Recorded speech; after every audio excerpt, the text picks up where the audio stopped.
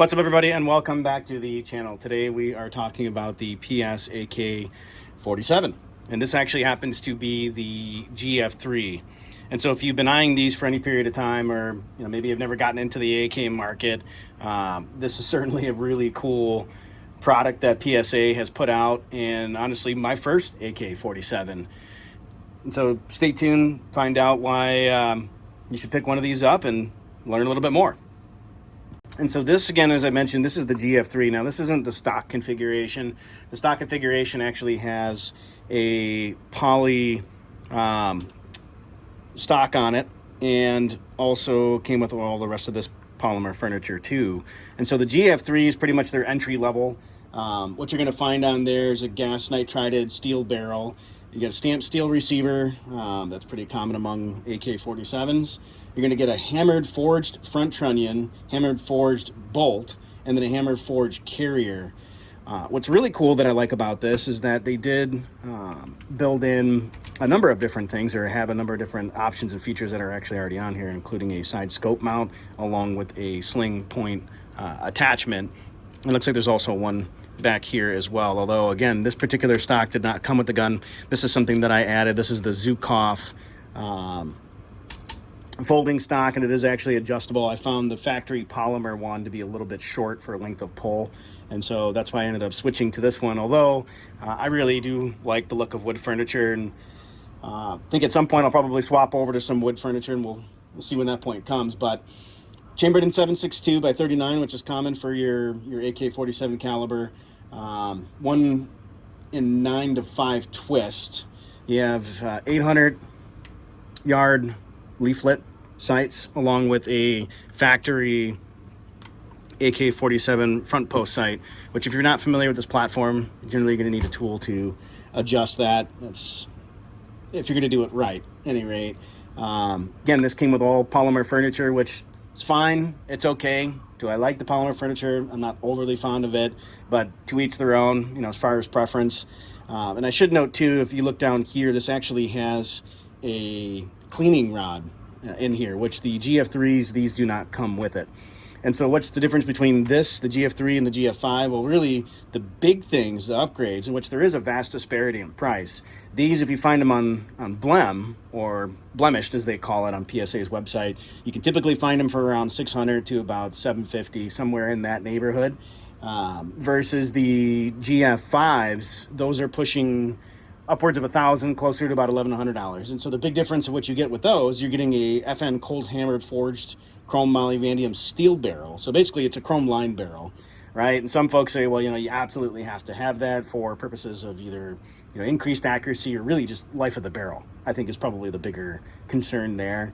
But I mean, realistically, unless you're shooting tens of thousands of rounds through this thing, I don't know if that would necessarily make a difference. And at that point, the barrel's getting shot out. So, but again, to each their own.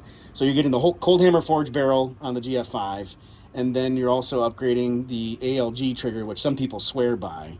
And then they also include the cleaning rod.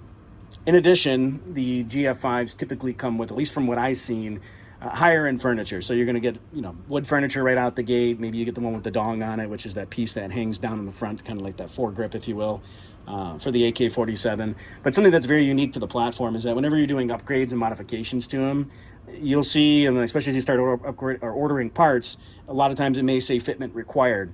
And so not every one AK is necessarily the same. Very different from the AR-15 world, and just some of the things that you might come across.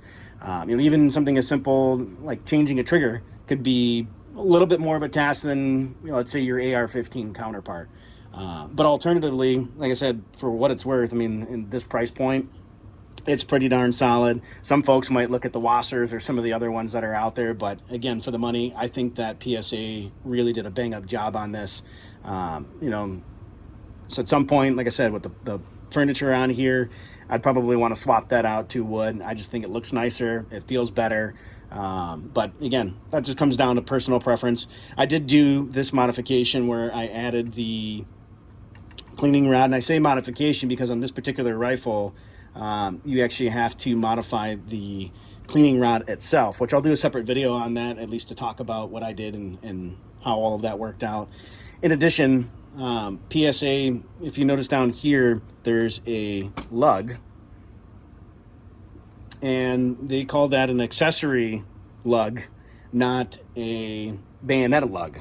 And so essentially, and again, this is another modification that I made to the gun, and I'll talk a little bit about that again in another video, but you're unable to actually mount a bayonet to it because it's an accessory lug. And so basically there's a slight modification of the gun that has to be made in order for you to be able to use something like that and attach it to the gun itself. So at any rate, all in all, I mean, this gun's been phenomenal for me. I've ran upwards of 1,000 rounds plus through it, mostly, you know, your tool ammo, Wolf. It's all been steel cased ammo, and that's pretty typical for most folks, especially shooting AK-47s. I mean, these things will just chew up and spit out ammo, no problem. Really no reason to run brass. I mean, if you really want to do, you're shooting match competitions, fine, maybe. But otherwise, I mean, these things, you just throw some brass in there, cheap brass. But I would keep in mind too, or I'm sorry, cheap steel ammo. But I would keep in mind that too, you know, if you happen to find old ammo, especially stuff from overseas, not that a lot of the ammo that we don't get from, you know, steel case ammo that doesn't come, you know, does come from overseas, you want to make sure that it's non-corrosive. I think that's a big thing.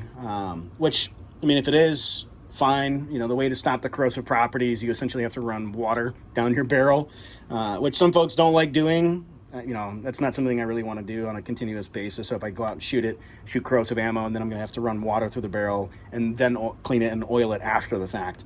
So I'd rather just shoot, you know, non-corrosive ammo. But hey, again, to each their own. Well, I hope you folks like this little tabletop review, bench review of the GF3 PSA AK47. Like I said, this thing is absolutely awesome.